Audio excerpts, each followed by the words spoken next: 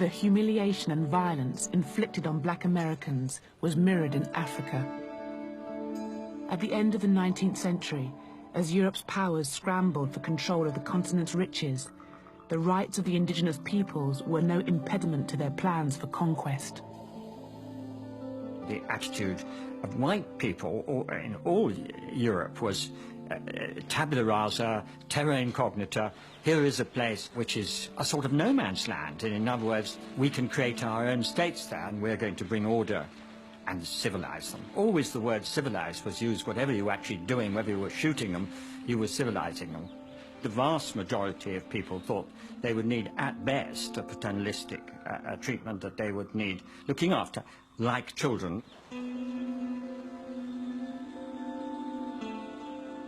After the Conference of Berlin in 1885, Europeans embarked on a continent-wide land grab. In less than 20 years, 90% of African territory would be placed under European colonial rule. One of the main beneficiaries was King Leopold II of Belgium. Aware of a vast fortune to be made, he persuaded Europe's powers to recognize his sovereignty over one of Africa's largest regions, the Congo. Here was this man who became King of Belgium in 1865 at the age of 30. Enormously shrewd, enormously greedy, enormously ambitious, and with an absolutely brilliant sense of public relations. He hired the explorer Henry Morton Stanley, the man who found Livingstone, to go to the Congo and essentially stake out this huge territory for him. Leopold got first the United States and then all the major nations of Western Europe to ratify his seizure of this enormous territory in the center of the continent. First, Leopold created a smokescreen, claiming that he wished to educate a savage people. They were all really fooled by Leopold because they took him at his word. They thought he was a man who's going to lose all his money in this crazy philanthropic venture. But they didn't realize what he was really after at all, which was to make himself hugely rich by exploiting brown hands and broad backs who were going to carry the wealth of Africa and load it on ships for his own personal profit. Bring them! Extreme violence was employed to impose Leopold's dominion. The right hands of those who failed to meet rubber quotas were severed. Even young children were not spared. In 1896, a German newspaper reported that 1,308 hands had been gathered in one day. Leopold created a 90,000-strong army to enforce his rule. One of his lieutenants wrote, "Only the whip can civilize the black."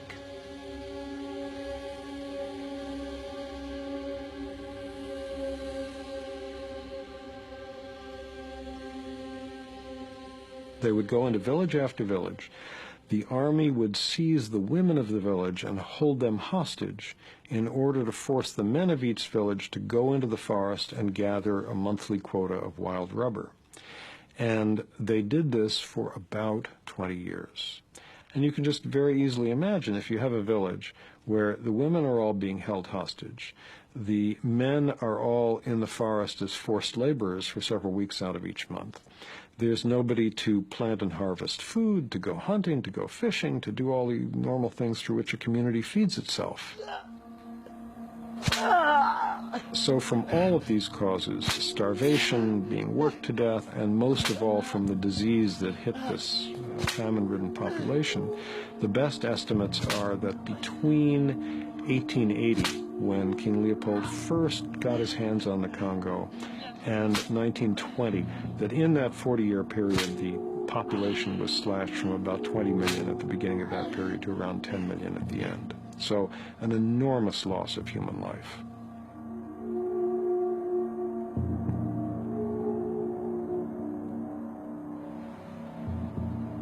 Huge building projects throughout Belgium were funded by Leopold's wealth to celebrate his reign. Leopold built himself a palace, now called the Museum of Central Africa, to display his spoils. For historian Bambi Koipins, whose father is Congolese, the building embodies the myths created to justify Belgian rule in the Congo. The central hall gives you the idea of what the museum is supposed to be about.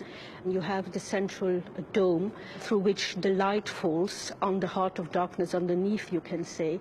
Simultaneously, the dome also presents the sky, God, and then in the central hall, underneath that representation of Leopold II, are statues of Congolese. So what you really see were the hierarchical relationships that structured the relations between the colonized and the colonizers. As a human being, I'm obviously shocked by that, because it is very clear that Africans, the way that this museum was originally set up and the way that most of the exhibitions still work, are really dehumanized because they were seen and represented as savages who really needed the help of outsiders, i.e. Europeans, to transform them into fully civilized human beings. From the late 19th century onwards, human zoos exhibiting Africans in their primitive state became popular around Europe. One of the first was housed in the grounds of Leopold's museum. The Africans were put on display so people could go and see them in very much the same way that they could look at, say, caged animals in a zoo, and their reactions were also very similar. There were notices saying that people were not allowed to throw peanuts at the Africans because that was what they did. This museum is also, in a very real sense, the only monument to Belgian colonial history left in this country. So if we dismantle the museum, there is a very great danger that we also eradicate the public memory of that colonial heritage. And once that happens, of course, one paves the way for all these people who say, well, it was not as bad as that, was it? And Leopold II really did do a great deal of good. In 1908, the year before Leopold died, his crimes were made public and he was forced to hand control of the Congo over to the Belgian government. But the cruelty continued. The forced labor system did not come to an end because it was so profitable. The new Belgian Congo continued it more or less until the early 1920s. At that point, the Belgian colonial officials realized that their population was shrinking so rapidly from the effects of the forced labor system that they had to modify it. They had to make it less lethal, or otherwise they would have no labor force left. Although 10 million people died, the Congolese genocide has largely been forgotten in Europe. In the book The Heart of Darkness, the author Joseph Conrad, who witnessed the violence in the Congo, writes, "The conquest of the earth, which mostly means taking it away from those who have a different complexion or slightly flatter noses than ourselves, is not a pretty thing when you look into it too much." It was only at the end of the Second World War, when newsreels documented the Nazis' extermination of 6 million Jews, that the words genocide, Holocaust, and even racism passed into common usage. Whatever the origins of the word racism, that is when it was first coined, there's no doubt that it was first used to think about Nazi treatment of Jewish people. That was the case that gave the word racism its modern shape and meaning, in fact, brought it into use as a word, and also, therefore, brought it into use in a context where it was unequivocally clear that it was a very bad thing. Even so, brutal treatment of non-white, non-Europeans was tolerated by the Western nations. When the National Party came to power in South Africa in 1948, they passed a series of laws that institutionalized white supremacy. Yet apartheid attracted little criticism from the West.